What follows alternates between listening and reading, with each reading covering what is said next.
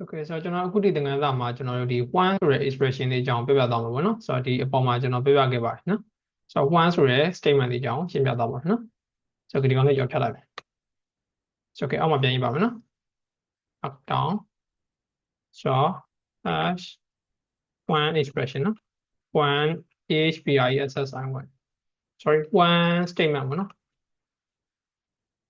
one statement okay ဆိုတော့ one ဆိုတာကကျွန်တော်တို့ဘယ်အတွက်သုံးတာလဲဆိုတော့ကျွန်တော်တို့ဒီ if else တွေကိုနော်ဒီအပေါ်မှာကျွန်တော်တို့ရေးခဲ့တဲ့ if as if ဆိုတဲ့ code တွေကိုကျွန်တော်တို့ပို့ပြီးတော့အဲ့ဒီထက်ပိုကောင်းအောင်ရေးတာကျွန်တော်တို့မှာဒီအခြေအနေတွေအများကြီးရှိရပေါ့နော်ဥပမာကျွန်တော်မှာ Facebook account 3 account ရှိရထားပါတော့အဲ့တော့ဘယ် account နဲ့ညီရဲဆိုရင်ဘယ်တဲကို login ဝင်ဟုတ်တယ်နော်ဆိုတော့ဘယ် account နဲ့ဝင်နေဆိုရင်ဘယ်တဲကို login ဝင်ပေါ့ဆိုတော့ဒီလိုပုံစံမျိုးတွေလုပ်ချင်တယ်မျိုးဆိုရင်ကျွန်တော်တို့ကသုံးတယ်ပေါ့နော်ဥပမာကျွန်တော် YouTube channel တွေပါဆိုတော့ကျွန်တော်တို့ဒီ channel တွေကိုကျွန်တော်တို့က switch ရတယ်ပေါ့နော်ဆိုတော့ဘယ် profile နဲ့ညီရင်ဘယ်တဲကိုဝင်ဆိုတော့ဘယ် profile နဲ့ညီရဲဆိုရင်တော့ဘယ် channel တွေကိုရောက်မှာပေါ့နော်ဆိုတော့ channel အများကြီးရှိတဲ့သူဆိုကျွန်တော်တို့အများကြီးတွေ switch ကြရပါပေါ့နော်ဆိုတော့အဲ့လိုမျိုးတွေဆိုရင်ကျွန်တော်တို့ကဒီလို if else တွေကိုအရင်သုံးတယ်ပေါ့နော်ဒါပြောရင်ပုံစံတူသုံးကြရပေါ့ဆိုတော့ဒီမှာကပုံစံတူသုံးတယ်ဆိုပေမဲ့ဒီမှာဒီ if as if ကကျွန်တော်သုံးရင်နည်းနည်းလေးဒီမှာနည်းနည်းဟိုကုတ်တွေကမျက်စိနည်းနည်းနောက်တယ်ကုတ်ကရှုပ်တယ်လို့ခံစားရပါတော့အဲ့ဒါကြောင့်မလို့သူ့ရဲ့အစားထိုးအနေနဲ့ကျွန်တော် one ဆိုတဲ့ statement လေးကိုသုံးပါတယ်နော်ဆိုတော့ကျွန်တော်ဒီမှာ variable လေးတစ်ခုစောက်လိုက်မယ်ကျွန်တော်ထုံးစံတိုင်းပဲ a ပေါ့နော်ဆိုတော့ a ပဲသုံးပါမယ်နော်ဆိုတော့ a က10ပေါ့ဆိုတော့ကျွန်တော်ခုနက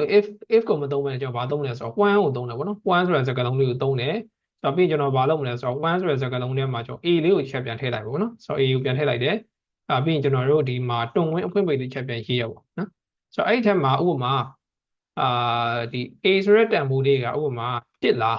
းနော်1နဲ့ညီရဆိုရင်တော့ကျွန်တော်တို့ကဆိုတော့ဥပမာတစ်ခုလေးရေးချင်ဆိုတော့ဒီတိုင်းပဲရေးလိုက်ပါနော်ဆိုတော့ print double quote a is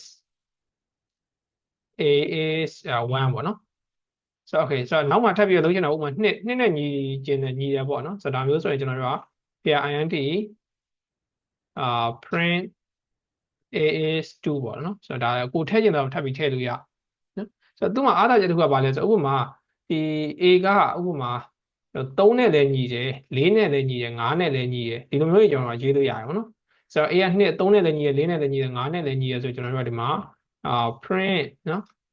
a is BETWE and between 3 and 4ပေါ့နော်ဒါပါ3 and 5ပေါ့ဒါမျိုးကျွန်တော်တို့ဒီလိုအခြေအနေ2ခု3ခု4ခုကိုလည်းကျွန်တော်တို့ကဒါ style စစ်လို့ရသေးတယ်နော်ဒီလိုမျိုးတစ်ခုတည်းမဟုတ်ဘူးဒီလိုမျိုး3 4 5ခုကိုလည်းကျွန်တော်တို့ကဒါလုပ်လို့ရတာပေါ့နော်ဆိုတော့နောက်ထပ်တစ်ခုကကြောက်ကျွန်တော်ဒီဒါတစ်ကြောင်းချင်းစီရေးရပါပေါ့နော်ဆိုတော့ကျွန်တော်တို့ဥပမာကျွန်တော်ကတစ်ကြောင်းချင်းစီရေးရမှာမဟုတ်ဘဲနဲ့ဥပမာ2ကြောင်း3ကြောင်းထည့်ရေးကျင်တယ်ပေါ့နော်ဆိုတော့ဥပမာကျွန်တော်ဒီမှာ as out a ကနော်ဆိုတော့ a is nothing ပေါ့နော်နော်ဆိုတော့နောက်ပြီးတော့ကျွန်တော်ဒီမှာ a is not include နော် print ln print ln ပြီးကျွန်တော်တို့ဒီမှာ a is not include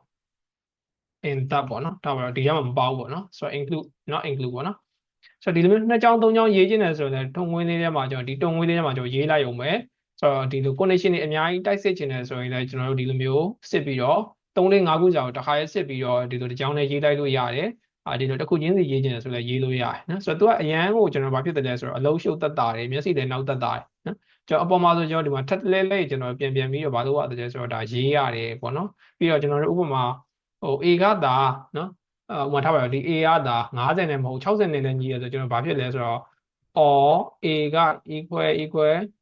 60နဲ့ညီရဘာညာပေါ့နော်ဆိုတော့နောက်ကဥပမာနောက်ထပ်ထည့်ခြင်းလဲဆိုဒီလိုမျိုးထပ်ပြီးတော့ကျွန်တော်တို့ A က equal 80နဲ့ညီရပေါ့ဒီလိုမျိုးကျွန်တော်တို့လိုက်ရေးရတာပေါ့နော်နည်းနည်းလေးအလုပ်ရှုပ်တယ်ဒီမှာကကြတော့ကျွန်တော်တို့ကအဲ့လိုမျိုးရေးစရာမလိုတော့ဘူးလေနော် comma လေးခံပြီးတော့ကိုဘယ် value နဲ့ညီကျင်တာလဲဆိုတာလေးထည့်ပြီးတော့ရေးပေးလိုက်အောင်နော် okay ဆိုတော့နောက်တစ်ခုအနေနဲ့ကျွန်တော်တို့ဒီမှာ one statement ရဲ့ကျွန်တော်တို့ဒီ one as expression ပေါ့နော်ဆိုတော့ကျွန်တော်တို့ one as EHPISSI1 expression ပေါ့နော်ကျွန်တော်ဒီကောင်းလေးအကြောင်းပြောပြပါမယ်နော်ဆိုတော့သူ if as expression လိုမျိုးပဲဆိုတော့ကျွန်တော်တို့ကဒီ value တွေကိုကျွန်တော်တို့ဘာနဲ့ညီဘာထည့်ပေါ့အဲ့လိုမျိုးရေးချင်တယ်ဆိုသုံးတယ်ကိုယ့်ကိုတစ်ကြောင်းနဲ့ရေးလိုက်ရုံပဲပေါ့နော်ဆိုတော့ကျွန်တော်ဘယ်လိုရေးမလဲဆိုရင်ကျွန်တော်ဒီမှာဆိုတော့ expression အနေနဲ့ရေးမှာဖြစ်တဲ့တုန်းမှာ var is ready result equal is ready result equal ကျွန်တော်တို့ဒီမှာဆိုရင်ကျွန်တော်တို့မှာဆိုရင်ကျွန်တော်တို့1 ဥမာတန်ဖိုးတစ်ခုထည့်လိုက်မှာပေါ့နော်4ပေါ့နော်4ဆိုတဲ့တန်ဖိုးလေးကကျွန်တော်ဒီမှာတုံဝင်အဖွင့်ပိတ်လေးတော့ရေးလိုက်မယ်ဆိုတော့သူကဒီမှာတစ်ကြောင်းလေးဆိုတာထက်ကျွန်တော်တို့ဗာလဲဆိုတော့အဓိကဒီ value ကိုဒီလိုတစ်ဆက်ထဲနဲ့ဒီလောက်ပြန်ထည့်ချင်တာပေါ့နော်ဆိုတော့အဲ့လိုမျိုးရေးရပါဆိုတော့ကျွန်တော်အဲ့ဆိုရင်ဥပမာ1နဲ့ညီရဆိုရင်ကျွန်တော်ဘာလုပ်မလဲဆိုတော့ result ထဲကိုနော်1လို့ထည့်မယ်နော်ဆိုတော့ဒါမှမဟုတ်ကျွန်တော်2နဲ့ညီရဆိုရင်တော့ကျွန်တော်တို့ result ထဲကိုနော်2လို့ထည့်နော်ဆိုတော့1 okay ဆိုတော့ okay 3နဲ့သာညီရဆိုရင် result ထဲကိုကျွန်တော်တို့ဒီမှာ3ကိုထည့်မယ်ပေါ့နော်ဆိုတော့ okay အဲ့တော့ကျွန်တော်ဒီမှာဆိုရင်သူကဒီမှာအမှားလေးရောနေပြနေပါတော့ဆိုတော့ကျွန်တော်ဒီမှာ s လေးတစ်ချက်ထည့်ပြီပေါ့နော် s ဒါမှမဟုတ်ဆိုရင်တော့ကျွန်တော်တို့ nothing ပေါ့နော်ဆိုတော့ကျွန်တော်ဒီမှာ s လေးထည့်လိုက်တယ်ဆိုရင်တော့ဒီခုနဒီ error လေးပျောက်သွားပါလိမ့်မယ်နော်ဆိုတော့ okay အဲ့တော့ကျွန်တော်2ခု3ခုထည့်ခြင်းတယ်ခုနလိုမျိုးကကျွန်တော်တို့မှာ4နဲ့ညီရ5နဲ့ညီရဆိုရင်ပေါ့နော်4 4နဲ့ညီရ5နဲ့ညီရဆိုရင်ကျွန်တော်ဗာထည့်မလဲပေါ့နော်ဆိုတော့ဥပမာကျွန်တော်တို့4 or 5ပေါ့နော်ဒါမျိုးကျွန်တော်ထည့်လို့ရအောင်နော်ဆိုတော့ဥပမာကျွန်တော်ခုနလိုကျွန်တော်နှစ်ကြောင်းစစ်မရေးမှာပေါ့နော်ဆိုတော့ကျွန်တော်ဒီညမှာကျွန်တော်တို့ဆိုတော့ဥပမာ6ပေါ့နော်6ကိုရေးမယ်နောက်ပြီးတော့ကျွန်တော်ဒီညမှာ6လို့ရေးမှာပေါ့နော်ဒီလိုရေးလိုက်မယ်ဆိုတော့ပြီးကျွန်တော် run ကြည့်မယ်ဒီလိုနှစ်ခုရေးရင်ကျွန်တော်ဘယ်ကောင်အလုပ်လုပ်လဲပေါ့နော် run ကြည့်မှာပေါ့နော်ဆိုတော့ဒီမှာကျွန်တော်6လို့ပေးထားတယ်ပေးပြီးတော့ကျွန်တော်ဒီမှာပြန်ပြီး run ကြည့်ပါမယ်နော်ဆိုတော့ okay ဒါဆိုရင်တော့ကျွန်တော်ဒီမှာ6နဲ့6နဲ့ဆိုရင်ဒီမှာ6ကနောက်ကနေထွက်လာဖြစ်တဲ့အတွက်ဒီ6ဆိုတဲ့တန်ဖိုးလေးကအဖြစ်ထွက်ပါတယ်နော်ဒီ result ထဲကိုကျွန်တော်တို့ဒီ6ဆိုတဲ့တန်ဖိုးလေးဝင်သွားပြီပေါ့နော်ဆိုတော့ဒီမှာ6ဆိုတဲ့တန်ဖိုးလေးဝင်သွားပြီနော်ဆိုတော့ဒါကဥပမာထားပါကျွန်တော်600ပေါ့နော်ဆိုတော့ဒီနောက်မှာကျွန်တော်600လို့ရေးလိုက်မယ်ဆိုတော့တစ်ချက် run ကြည့်ပါပေါ့နော်ပြန်ပြီးနော် okay ဒီမှာ600လို့ထွက်သွားဆိုတော့ဒီမှာအားသာချက်တစ်ခုကဘာလဲဆိုတော့ဥပမာကျွန်တော်တို့ကဒီအခြေအနေပေါ်မူတည်ပြီးတော့ပေါ့နော်ဆိုတော့ဒီ result ကအမျိုးမျိုးဖြစ်နိုင်တယ်နော်ဆိုတော့ပုံသေးကားချက်မဖြစ်တော့ဘူးဒီ result ကဒီကနေပြီးတော့ဝင်လာတဲ့တန်ဖိုးအခြေအနေပေါ်မှာမူတည်ပြီးတော့ဒါစာသားလည်းဖြစ်နိုင်တယ်နော်ကိန်းဂဏန်းလည်းဖြစ်နိုင်တယ်ဥပမာထားပါ3ပေါ့နော်3နေရာမှာကျွန်တော်ဥပမာစာသားမဟုတ်တော့ဘဲနဲ့3.0ပေါ့နော်ဒါမျိုးလည်းထည့်လို့ရတယ်နော်ဆိုတော့ဒီ one statement ကကြတော့ကျွန်တော်ဘာဖြစ်တယ်လဲဆိုတော့ခုနကကျွန်တော် if s တွေနဲ့ရေးရတဲ့ကိုနည်းနည်းလေးပို့ပြီးတော့ဒါ performance ပိုကောင်းတယ်performance ကောင်းတဲ့တူရတယ်ဆိုတာထက်ကျွန်တော်ကိုရေးရနည်းနည်းလေးပို့ပြီးတော့ဒါရှင်းတယ်လို့ပို့ပြီးခံစားရတယ်နော်ဒါကြောင့်မို့လို့ကျွန်တော်တို့ဒါလေးကိုလက်တွေ့ရရင်ပို့ပြီးတော့သုံးပြတယ်ပေါ့နော်ဆိုတော့ okay ဒါတော့ကျွန်တော် one statement ရဲ့အားသာချက်လေးဖြစ်ပါတယ်နော်ဆိုတော့ one ကိုကျွန်တော် expression အနေနဲ့ရေးရဒီ variable တွေကိုဒါကျွန်တော်တို့ဒီကနေပြီးတော့ရလာတဲ့တန်ဖိုးတိုက်ရိုက်တန်ပြီးထည့်တာမျိုးဒါ expression ရေးရလို့ခေါ်ရပါဘောနော်ဆိုတော့ okay ဒါကတော့ကျွန်တော်တို့ one statement နဲ့ပတ်သက်တဲ့ဒါသိရမယ့်အကြောင်းအရာလေးကိုဒါရှင်းပြခဲ့တာဖြစ်ပါတယ်နော် okay ဒီသင်ခန်းစာတော့ပါ